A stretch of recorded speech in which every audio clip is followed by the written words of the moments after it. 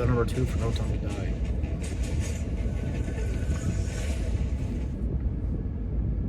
The past isn't dead.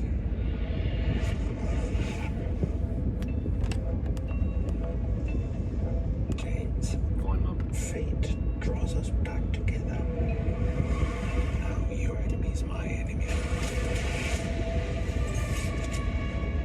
His name is Seven. There he is. And yeah, we see the mask. I think that could explain it.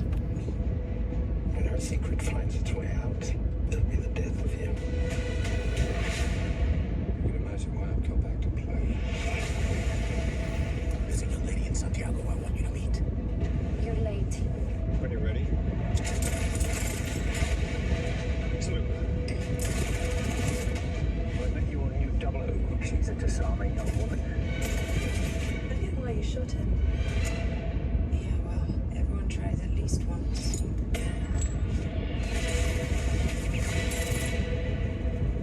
James Bond. That's Robbie. Both eradicate people I think that's Robbie's voice. to make the world a better place. I just want to be a little tidier. He has like some markings, etc. on his face. Come on, Bond. Where the hell are you?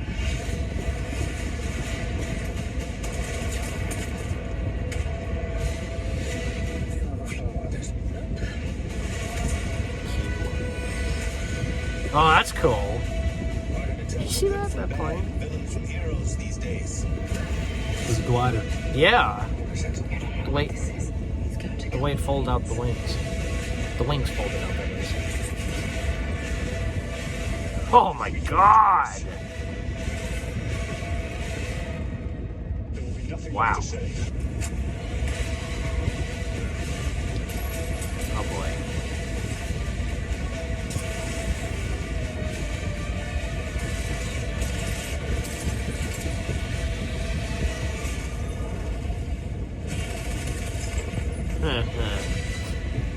No time to die. Nothing else? Okay. Well, that was interesting. Wow. Some pretty good stuff there. Yeah, definitely so. All right, time out. Hey guys, so we had just reacted to trailer number 2, the second official trailer for the new James Bond film, No Time to Die, and as we were saying, it's pretty awesome, right? Yeah, I'm still trying to get over the fact that this glider I know! slides out of the back of this I was like- C-17 Globemaster, and then the wings deploy. That was my big reaction there. It's like And that freaking plane. Then the wings fold back up when it gets in the water and it turns into a submarine. Yeah, it goes underwater. That's freaking awesome. Jeez, man. That's what I was. That was my reaction right there to that. That I mean, was typical Bond, man. I love the Bond movies. Oh yeah, It's one of my favorite movie genres. Anything that James Bond has and that Q builds, etc., are awesome. You know, Yeah. it's like you never know what they're gonna, what other vehicle or plane, aircraft he's gonna drive or fly next. And I gotta say, And we can clearly see in this trailer, etc. initially when Casino Royale came out, which was the first movie that Daniel Craig played James Bond. The first James Bond film. The first Daniel Craig James Bond film was Casino Royale. And when I found out he was named and I saw him, I'm like,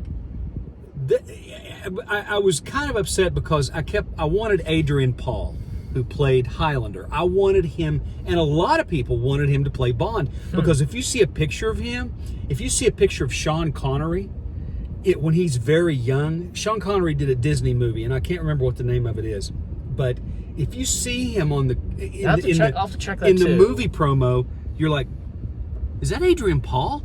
And you realize it's Sean Connery. That's how much they looked alike.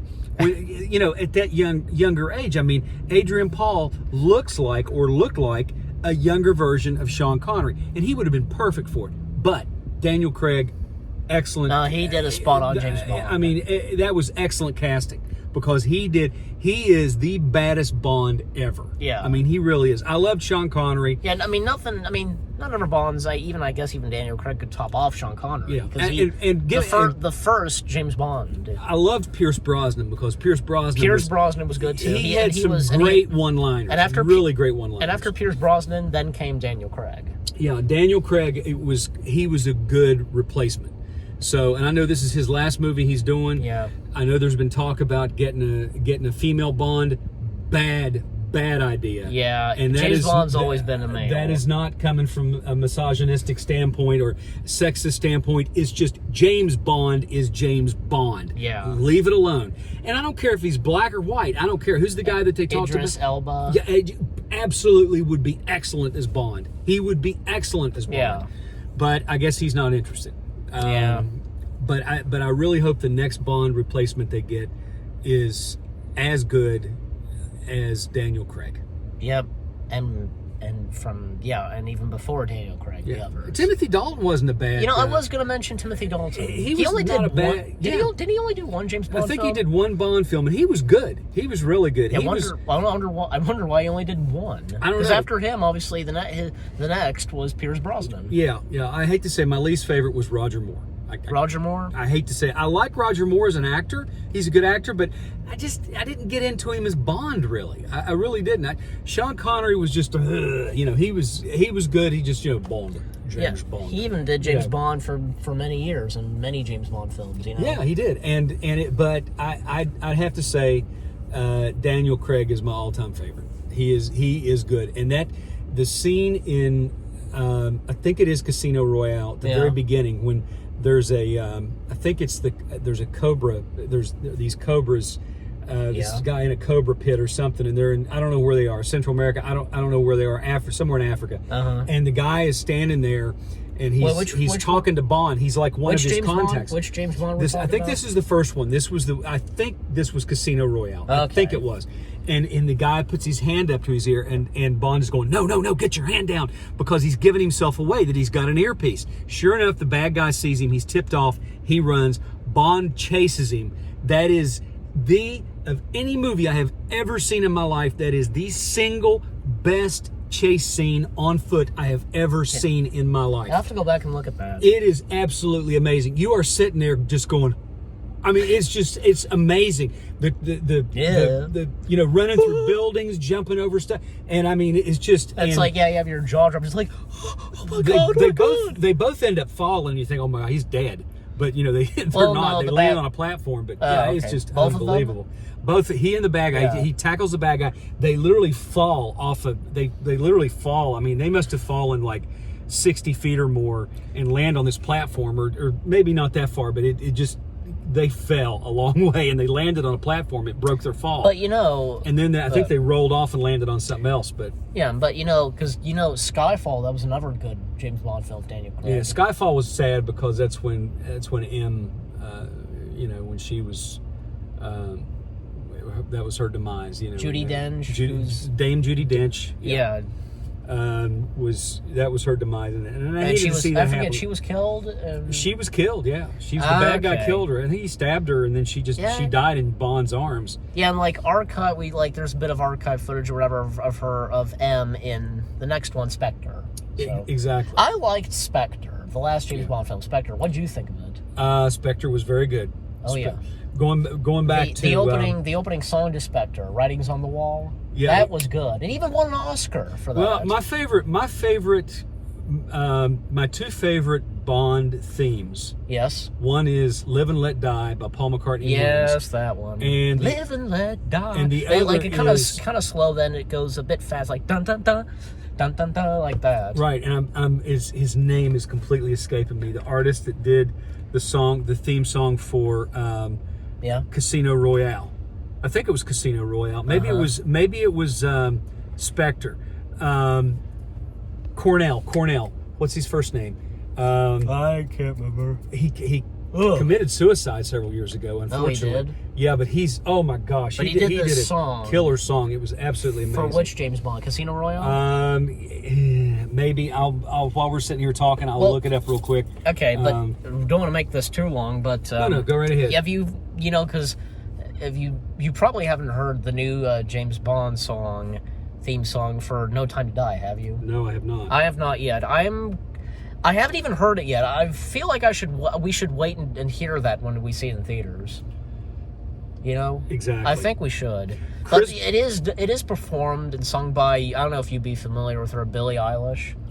Yeah, I know the name. Yeah, like she's the youngest person. Like she's about my age, and like she had won so many Grammys. She's the youngest person to sing a Bond theme. Yeah. And to have won like 13 Grammys. Yeah. So Okay, so here it is. You ready?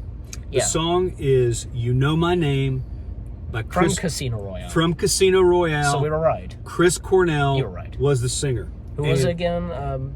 It's Chris Cornell. Chris Cornell, and he was the one who a few years later committed suicide. Correct. And Okay. he was in a band. I guess he had depression or something like that, or something. Yeah, something like that. I think he was really sad, but Yeah. he did commit suicide. Okay. But he was in oh my goodness, the name of the band he was in. It's a well-known band. I'm ashamed of myself for not realizing this. That's fine. But he was my age too. He was born in 1964. Okay. Soundgarden. That was the name of the band he was in. Soundgarden. It was right up here. I couldn't get it out, because I'm trying to think too fast. Chris Cornell from Soundgarden sang "You Know My Name," the Bond theme for Casino Royale, which is my favorite. That and "Live and Let Die" by Paul McCartney and Wings. Okay. So that one, Chris from Casino Royale, Live and Let Die. And what was the other one? Was it just those two? Or was Just those two. Okay, Yeah. just those two. Okay. Just those two. There were others. There was another James Bond Well, do you movie. remember just quickly? Remember the theme song from Skyfall? It was pretty good. Yeah, that was a good song. Yeah. Okay, go ahead. There was a James Bond movie that was done, and they couldn't use the title. There was something about the title, and Sean Connery. It was the last. It came out in 1983. Yeah, I was about to say, because the last few James Bond films of Sean Connery, I assume, were like in the early 80s. Yeah, his last one was done in 1983. And this was like right around before, later in that, like right before the end of that decade, he would play Indy's father. right. And So- I went to see it at the movie theater, and One of the last James Bond. the last James Bond movie, and they had Okay. they had to change the title because there was some kind of a legal dispute, and the Albert Broccoli the estate wouldn't allow him to use the name. So What was the original name? Oh, I can't remember. Well, we can look But it up. I can look it go up. Ahead, go ahead. But he was in it. He was really good in that. He was really good in it. And he was James Bond. It was 007, but there was something they couldn't do with the title. I don't know if they couldn't use James Bond or 007 in the title, but it was something that they couldn't use because there was some kind of a dispute Yeah. with the Albert Broccoli estate, I'm pretty sure. Okay. And I'm looking it up right now. All right. Last Bond film, All right. Sean Connery, was Diamonds Are Forever. Diamonds Are Forever. Okay. Yeah, that was the last one. And Sean Connery was 53 years old in his last Bond movie, Wow. and that was 3 years younger than I am right now. I'm 56. He was 53 when he did his last Bond movie. Nice.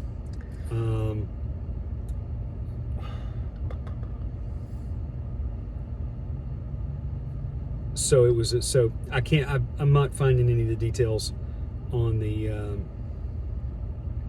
No. I'm sorry. Never Say Never Again is a 1983 spy film starring Sean Connery and directed by Irvin Kershner. The film. Irvin Kershner. Yeah, the film is based on the James Bond novel Thunderball.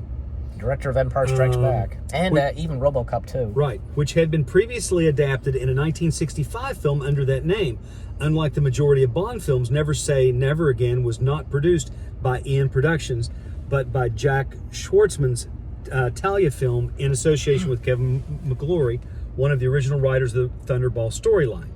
It doesn't say anything about the dispute, but Never Say Never Again, that was the last James Bond movie with Sean Connery as James Bond that came out in 1983. Impressive. And I went to the theaters and saw it. And I think that's is- the only time I've ever seen that movie was at the movie theater. Nice. I've only seen it one time, Nice. but it was a good movie. Okay, yeah. Maybe we should give it a watch sometime. You know. We should. Yeah. We should. But- I do remember that he was in training, and he was supposed to be using rations and everything. You know, like just barely eating anything. And he had a briefcase, and in the briefcase he had it hidden. He had caviar and champagne. You know, so Bond was not going to live rough. You know, he was gonna live, you know, high on the hogs like he always does, you know. Yeah. And that's the one thing I remember about that movie. It was so funny. Yeah. Okay. Well, I think we pretty much covered everything in this, and don't want to make this reaction video too long. I mean, I know because in some reactions people talk and such. But, You get me started on Bond, and I'm not going to shut up. No, it's fine. It's fine. I think you covered everything pretty good, and probably we'll do this again if a third trailer comes out, whatever. So you know, and when we give our review on it. So anyway, I hope you guys enjoyed our reaction to the second official trailer to No Time to Die, and also us mostly Little Blue talking a lot about James Bond. Right. So, Right. and as I said, if another trailer comes out for No Time to Die, whatever, then you know this will probably happen again. So, no doubt about it. So, any last words and thoughts on No Time to Die? The name is Bond, James Bond. And I think he covered it pretty good. Well, for me, I'm excited for it, and you are too. Yeah. Yep. Definitely. Yeah, me too. Can't wait to see this, and we also give our review on it. Mm-hmm. So, with that said, we hope you guys enjoyed our reaction to No Time to Die, the second official trailer. More new reactions coming your way. They're going to be awesome. Keep looking forward. Any last words? You normally say off out. Off out. Off out. For me, we'll see you guys in the next video /reaction video. Take care, and peace out. Peace. Peace!